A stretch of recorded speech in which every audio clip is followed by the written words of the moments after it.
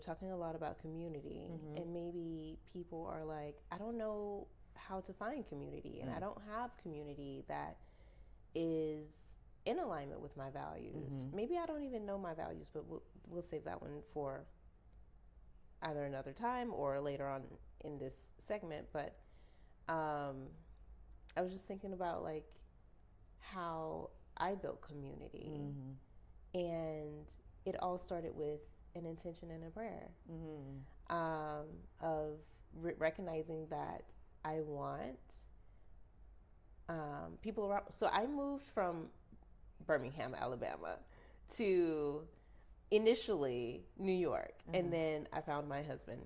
He's going to say he found me. You found each other. We found each other. And he was in New Jersey, and so I moved to New Jersey. And so I don't have any family around me, blood family. And so I could feel the isolation and the loneliness. And I remember calling in my tribe, like feeling the desire and not knowing like how that is going to happen, and then putting the intention out there and calling them in and just trusting and continuing on. And people began to come in different ways, in unexpected ways. And it was all about listening to, I would say, my body right now, my intuition, my gut, like, oh, this feels right, this feels aligned, let's continue on with this feels good, this, like, there's something here, let's explore that.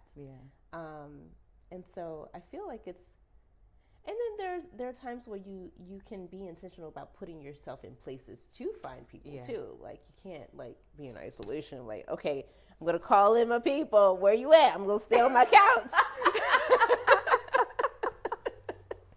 Come find me on my couch. I'm feeling a little judged at the moment. No, I'm joking. No. I mean, technically, we can find people on our couch today. We because can. We have our phones, right? Yes, we can. Wait, why do you feel judged? What? Not okay. So, well, I want to hear the completion of your story before I go into what I was thinking. That, like, it doesn't have to be forced. That's basically what I was saying. It doesn't have to be forced. You don't have to like make it happen. You put your intention out there, and you open your mind, your subconscious mind up. You can also say your being, your soul, whatever, to see the possibilities, to see the opportunities to connect, and to then take the action necessary to do that. That's what I was going to say. No, and I don't feel judged. It was more like, so I have a similar story where I originally grew up in New Jersey. I went to college in Atlanta. I got pregnant and came home to New Jersey. And then I was there for a while, and then met my husband, and told him in so many words, I am not going nowhere. I'm here. All my friends are here. You want to marry me? You're going to have to move here. And then it wasn't working. And it wasn't working. Not because he wasn't trying, because he was ready to leave his business and, try to figure. And he said, did you ask God about moving to Virginia? And I said, I don't need to. I don't know nobody there. Don't nobody know me. Long story short, I ended up moving because Spirit told me after I actually prayed about it. And I didn't know anybody. And I was like, I'm going to die here lonely by myself. I went home every time I could. And I was stuck in the, like, missing what I had. And I remember, like, the first person I met, I was so excited. I was like, I think I met a friend. And I put it on Facebook, and then she saw it, and I looked so lame, apparently. No, I didn't look lame. Anyway, and so that was the beginning of me calling in community, too. Like, And it was easy because I was in, at the time, we're going to have to talk about church later on. But anyway, at the time I was in a really large church, and I was serving there, and just was able to amass a community. And then I started giving there. So I started hosting events to bring people together so that they could understand one another. We had international dinner and like soulful conversations, talks about race and poverty and just all addiction, things that are happening in the world to help them understand and be able to relate to other people. And created such a beautiful community.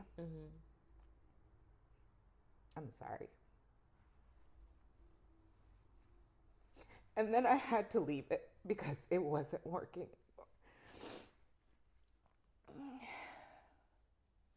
And I felt at the time that the work that I did was in vain because I was, it wasn't working.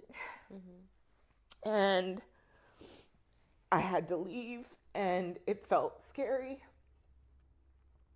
And also lots of judgment because my values were showing me this is how you need to show up in the world. And this is what you expect for yourself. And some of these things, they're not aligning anymore, and you need to move on. And so I did. And again, felt so alone. And I had friends, but they were in different places. And I was on this journey, this spiritual growth and development journey that was taking me from everything that I ever knew and believed. And it was starting to crumble because I was seeing holes in it and it wasn't making sense anymore. And I just trusted spirit. And it was like, I might have to be alone right now.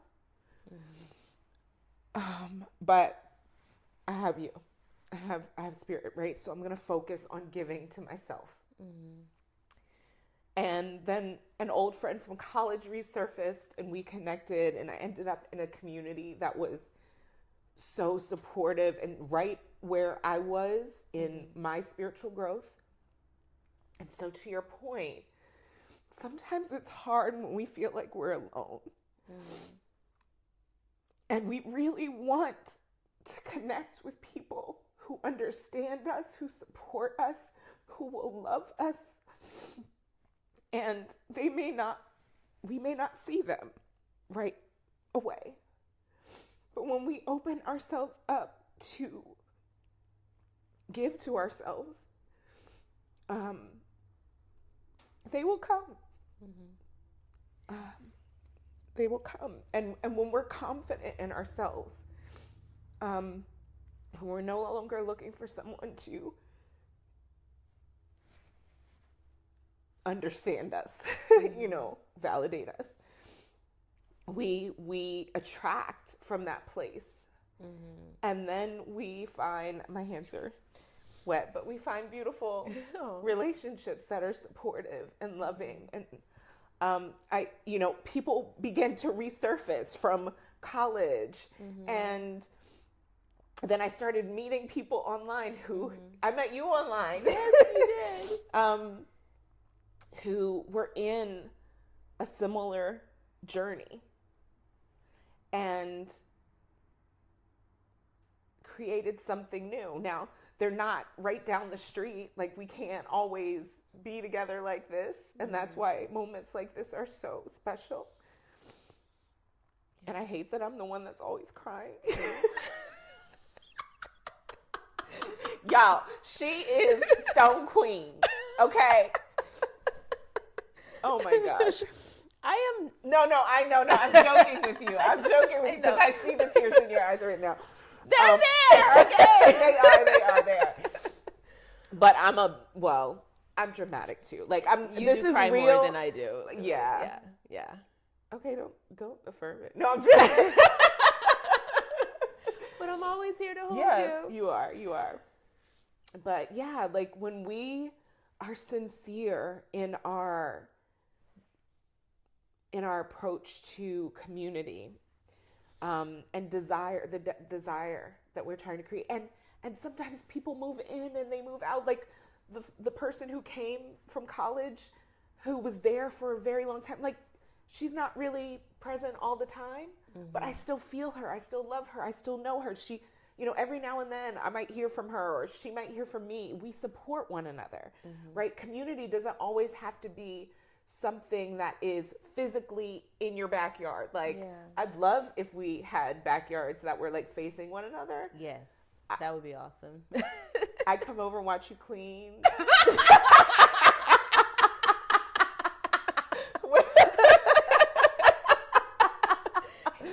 Watch me clean, not help me clean. Homegirl got a maid. No, not a maid. No, that's not what I mean. Not a I don't have a maid. Oh, has it made? Has it made? That's what I meant.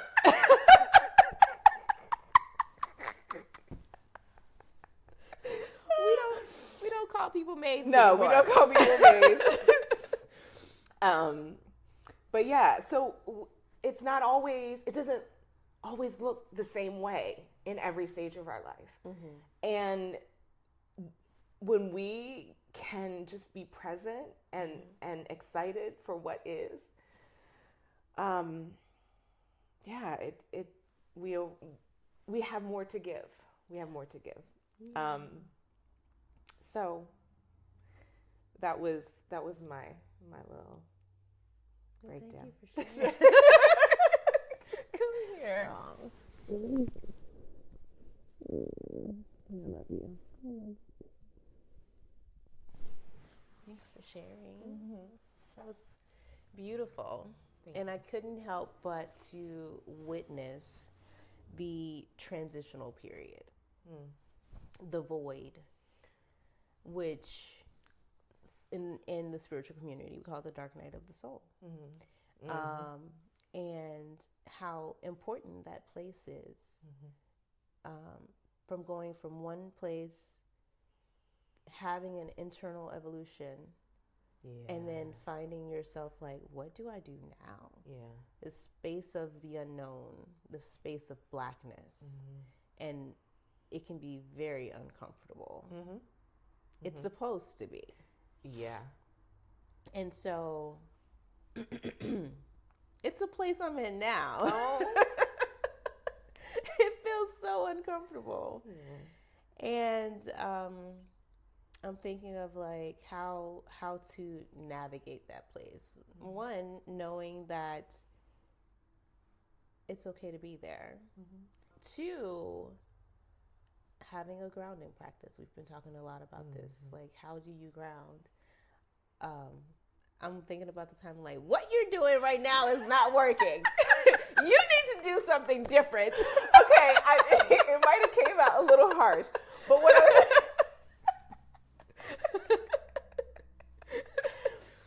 Okay, you understood my sentiment, though, right? Of course. So I was just saying that sometimes we have a practice that is good for our maintenance, right?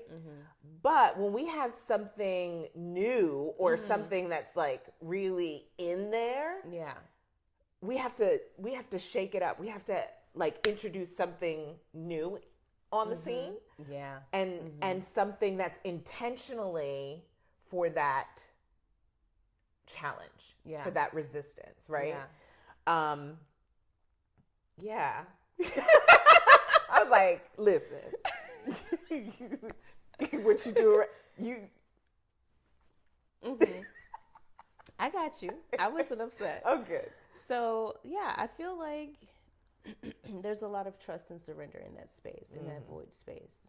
And figuring out, and it's a time, this is the point I wanted to make. It's a time for you to really get to know who you are now, because you've gone from, taking your example, you've gone from being in a large community with specific values that you probably have, but they're exercised in different ways. In different ways, yeah. And then you're like, I no longer want to exercise in this way, these values in this way. And so like this void, it's like, how do I realign? It's a realignment internally that will inevitably change your reality. Yes. Like, yes. Inevitably. And so, indubitably. Yes. Yeah. And so you're just waiting for your reality to align to your internal landscape. Yes. Yes. Yeah. Okay. Yes. So I'm sorry, because in my mind, like now, this is so interesting. Tell me. Because what you're bringing up is reminding me that our personal evolution, so basically our personal evolution happens, right? And our external world shifts, right? We see things differently as we expand, as we grow, as we release old behaviors that don't serve us, and we embrace a more authentic version of who we are, right? And as we do that, we see things that we're like, that don't fit no more, right? Yes. And it doesn't mean that we despise it or anything. It's just not for us anymore. I was talking yesterday about, like, imagine going to sleep wearing like some pajama pants or something, and you wake up and the next morning you have grown so much, like you went from a 2 to a 10, right? But you're still in these pants. It's uncomfortable. Yeah. You're like, get me out of here. And you may think, hey, I need to, how can I get these off in a way that preserves the garment, right? And we'll struggle to preserve something that just needs to be cut off.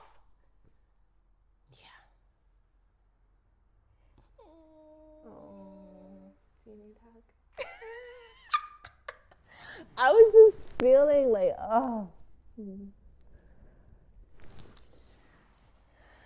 But that's what was happening, and that's why it was so like it was so hard. It was so hard. Each of those transitions was so hard, but it wasn't because I was doing something wrong. Yeah. It was because I was growing. Yeah. And we're supposed to grow. Yeah. You know that little meme that's like, it's a caterpillar looking at the butterfly, and it's like, you've changed. And the butterfly's like, we're supposed to. We're not supposed to stay the same people. Like, I don't even look like the same. I mean, I'm completely different than when I was born, right? Yeah. My body has changed. Yeah. So why do we think that, like, we shouldn't change and that our external world around us doesn't change? It does. And it's hard, but it's part of the process of our growth and evolution. Yeah. And we don't despise where we've been, right? We just see it as a part of the growth process. Yeah. I want to point out that the cut, like the pants analogy could also be, or maybe that's clear already, that it could be a part of you or pattern that you have. Yeah, I don't think that's clear. Keep going. Okay. That it could be a pattern that you have that you recognize with your conscious mind that I no longer need to be in this pattern. And you are shifting out of the pattern. But then as you're shifting out of the pattern, you're seeing how things around you are shifting and feeling uncomfortable. And that makes you want to go back into the pattern. And that's you trying to hold on to the pajama pants instead of just cutting yourself off from the pattern. Because it feels like you're cutting yourself off from who you know yourself to be. And that's scary. Yeah. Like, how do I even move now without that pattern? Like, what do I put in place of that? What do I put in place of that pattern? What the fuck do I put in place of that pattern? Yeah. you have to replace the pattern with something else that's going to support you and sustain you in this evolution of who you are right now. Yes. The fuck? And that's why I said you need something new. Yes!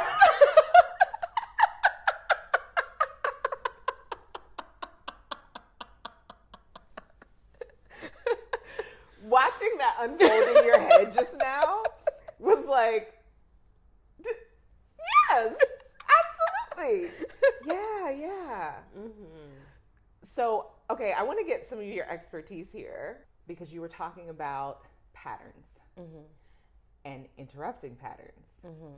So is there some kind of like exercise that, or like describe what a pattern interrupt is from the NLP perspective?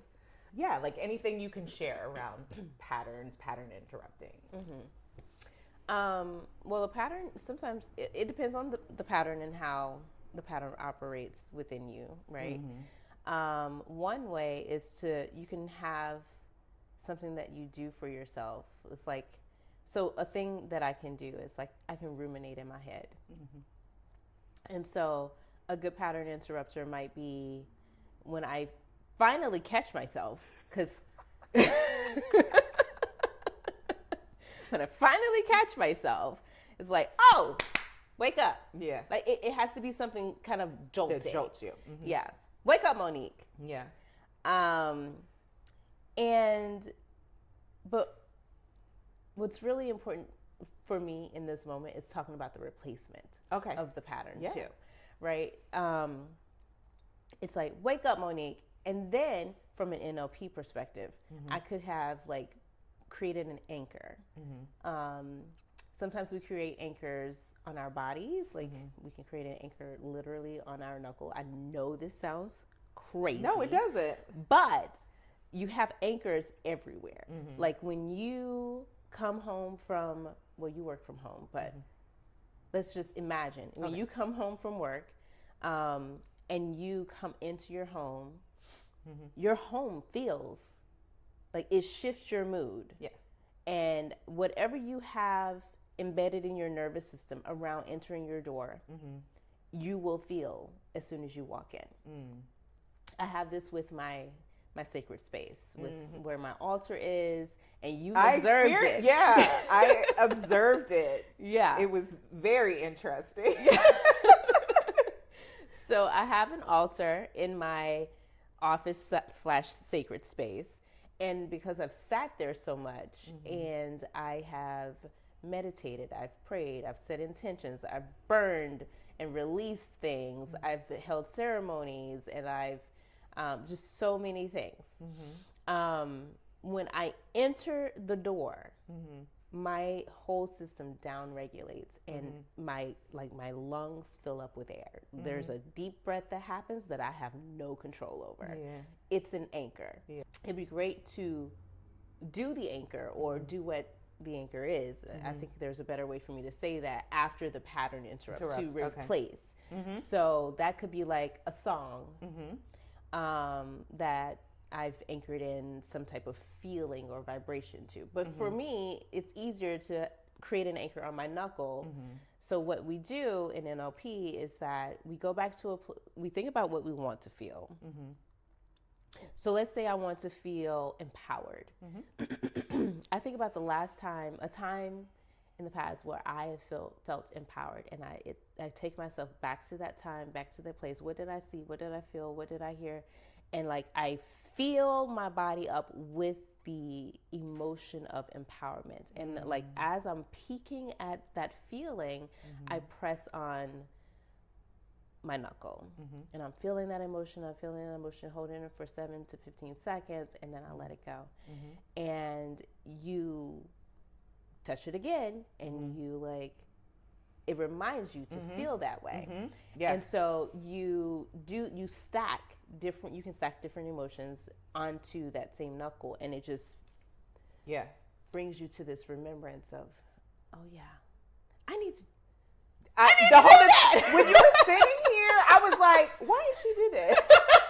And I actually wanted to ask you to like walk us through that, like I think that would be cool. Okay. Okay. Can Okay. I do it on you, or do you want me to like? Well, What were you envisioning? I was envisioning like walking anybody listening to this through like whatever their issue is, whatever the thing that they need to pattern interrupt, to guide us through stacking our emotion on our knuckle for that. Okay. Okay. Does that feel like it feels exciting? It's new. Yes. Okay. Okay. Okay. So let's go with empowerment. Okay. Let's go with empowerment. Well, first, let me just explain. So if you want to feel empowerment and you want to create an anchor on your body, preferably your knuckle, you can still create it anywhere actually. I'm going to take you back to a time where you felt empowerment. And so think of the energy of the emotion going up like a bell curve. And once you get to almost the peak of that curve, then you press down on the knuckle while you're still allowing that emotion to build and build and build, and then you let go. Okay, and then we test and see if you feel it. Okay, it's very simple. Yeah. Okay, so closing your eyes, let's ground ourselves and deep breath in and out. Inhale and out. Now I want you to go back in time to where you felt empowerment. What did you see? What did you hear? And what did you feel when you felt total empowerment? Bring that into your body. Feel those feelings. Feel it. Turn up the dial on it. And when you feel it intensify and really feel the cells of your body, you press on your knuckle, feeling totally empowered. And letting it build.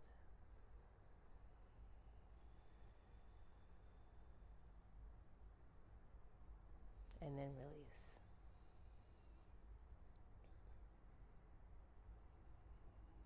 You can open your eyes. And so now we just test. And so you press on it. And does it take you back to that memory and that feeling? Actually, yes. That's interesting. Yeah. And now you have an anchor. Yeah. And the more you can do it again and again, you can pick different moments of when you felt empowerment. You can pick a moment where you felt happy. If you can stack them, and it gets more potent. Yeah. Thank you. You're welcome. That was awesome. Yes.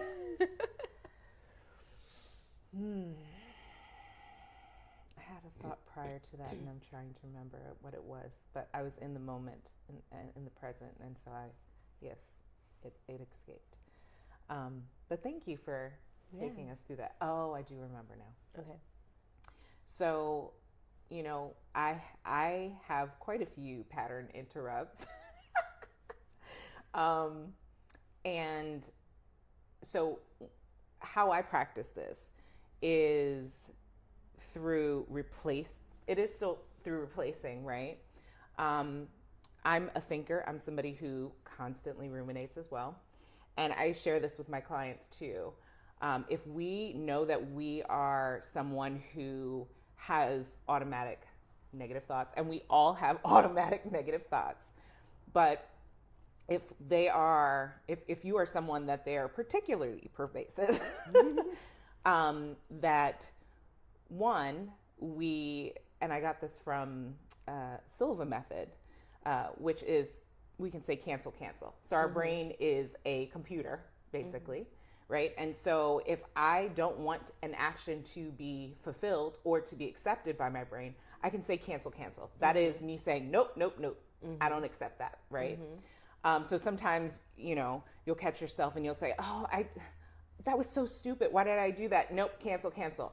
And then we replace it with an affirmation, not just one, at least two, because your brain, if you've given your brain a piece of negative information and you're canceling it out, you don't want to just add one because you're just still at zero. So you want to bring yourself to a plus place, right? So instead of that was so stupid, I'm grateful for my mind. I'm connected to the mind of God. I have all wisdom available to me. I just need only ask, right? So canceling out that negative thought, canceling out that negative belief pattern, and then not substituting, but placing in at least two positive affirmations. And then also I have words that I say that have now just become like every day. Anybody who knows me knows I will say this at some point if it is necessary. And one of them is, I'm divinely guided, protected, and provided for. So having lived in, and I believe we all at some point live in a place of fear, lack, scarcity.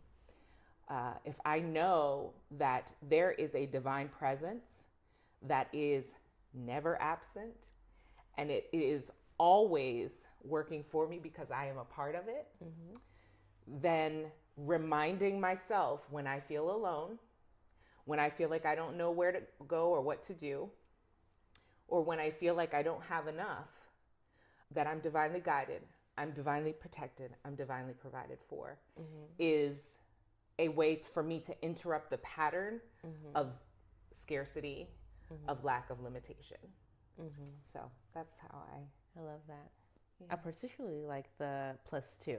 Oh, yeah. Yeah, because if you do one, you're at zero. Yeah, because you were. I love that. Yeah.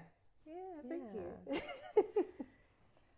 That's great. And thank you for passing on, because that's part of my language now, because I've heard you say it so many times. Yeah. Cancel. And I'm divinely guided, protected, and provided for. Yeah. Like, I can roll it off of my tongue just like that, because I've heard you say it so many times.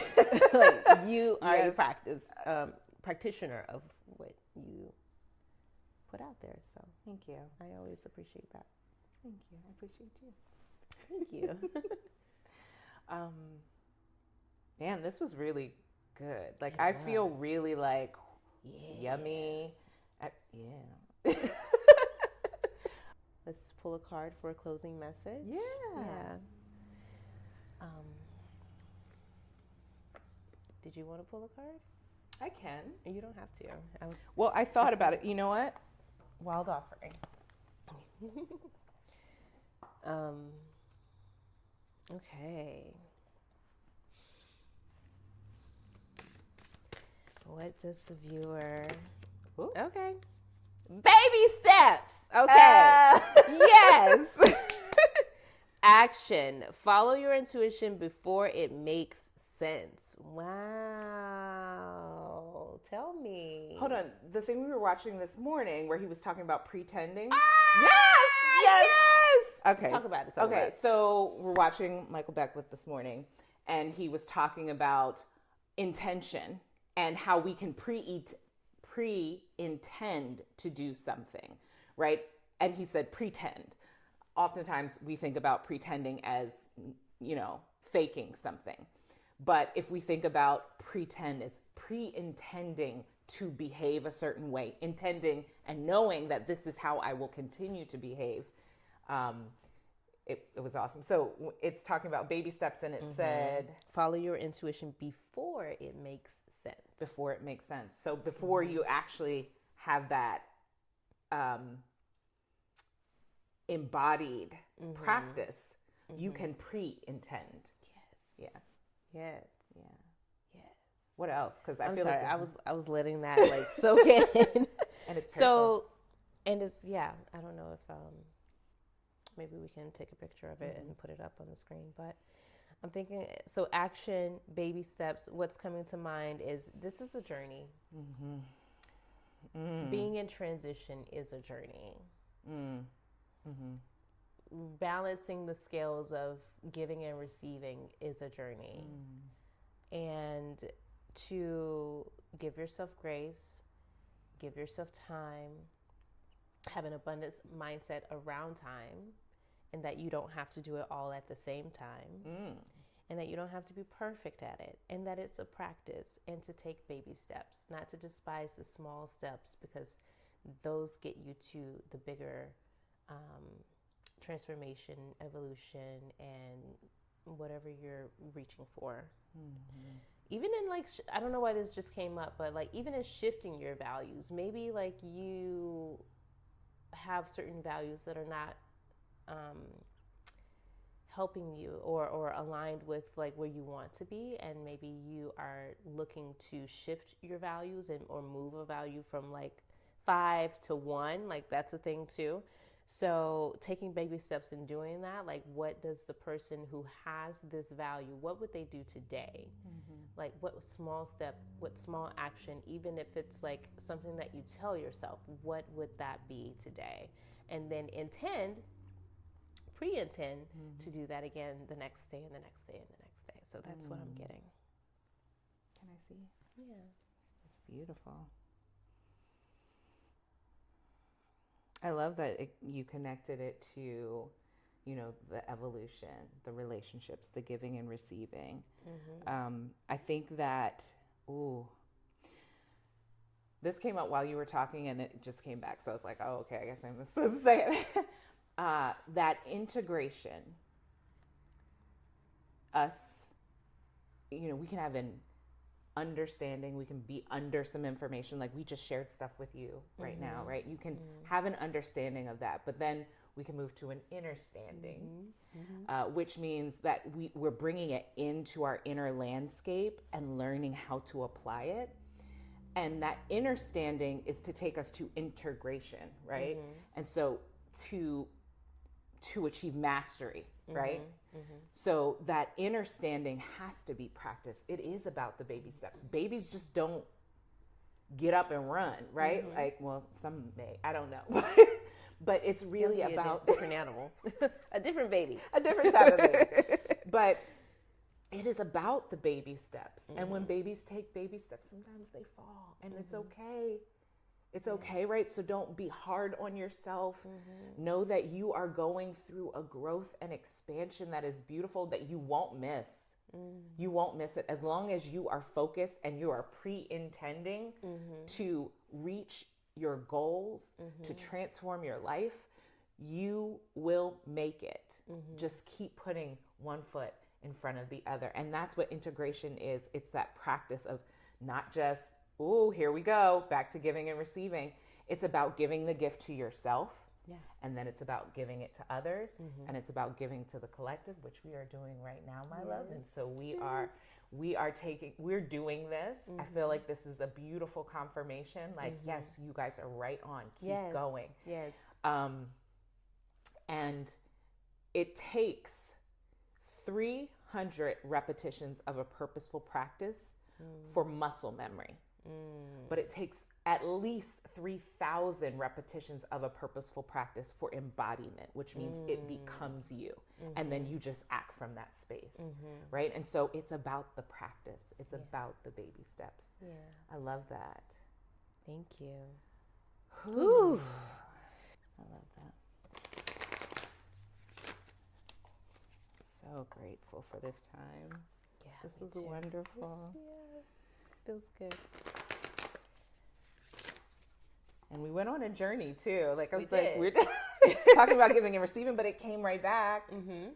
I love that. You can't make things up. Spirit is always working to share with us a message. And so we know that if there is something that you want to share with us, Spirit, you shall. Woo! Oh, hallelujah. Thank you. Thank you. That was it. That was it. All right. So we got change. Talk about transition. Woo! Chalet. Don't scare your... Girl, tell me. Don't scare yourself with the next 40 steps. Oh, my God. All you need to do is take the next action. If y'all think we make this up, clearly you just saw there was no placement, no sleight of hand. None of... Thank you, Spirit. Don't scare yourself with the next 40 steps. All you need is that one next action. You can say to love, and this is capital Love, which is God, which is Spirit, which is whatever you call your higher power. Mm-hmm. Just show me the first step and change me into one who can take it. Ow!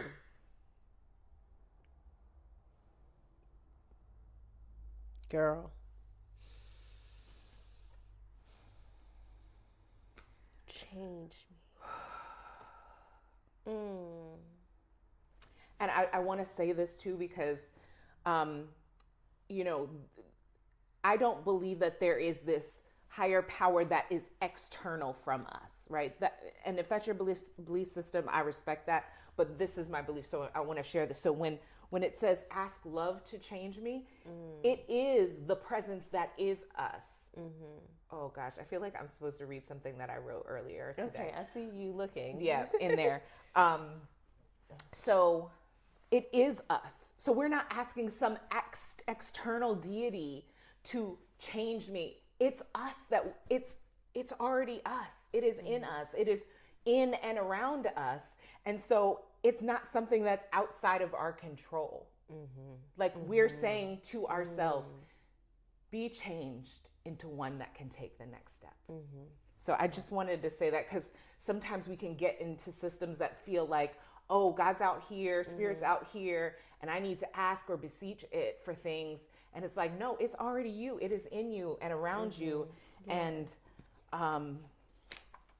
gosh, and the power is you.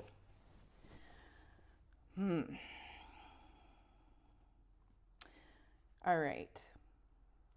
To know that I am loved, protected, and provided for as I walk my path, while there are always trials that I must walk through, my foot will not stumble. Assistance will rise up to meet me.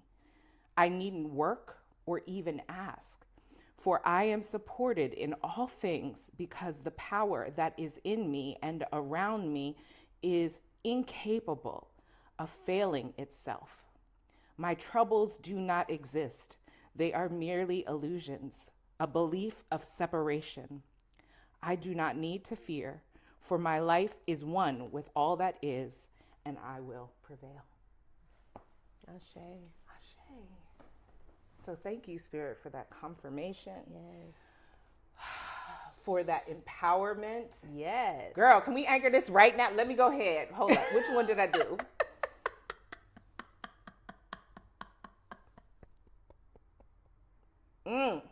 Yes.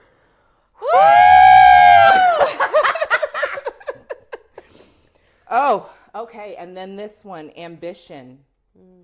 May I offer all my deepest longings to love itself and invite a divine plan beyond the mind's imagining. Please use me for the highest good. Yes. So again, this is giving and receiving, because it's talking about our deepest longings and giving them over, knowing that they will be fulfilled. Like I can live in that present moment of knowing that all that I desire will be fulfilled. And that in trusting that, I'm giving myself to be used for the highest good of all. Yeah. I love that. As soon as I saw the ambition word, it made me think, like the words were dream bigger. Give yourself permission to dream bigger. Yeah. Yes. Yeah. Yeah. Well, this was yummy. It was. And delightful. It was. Delicious.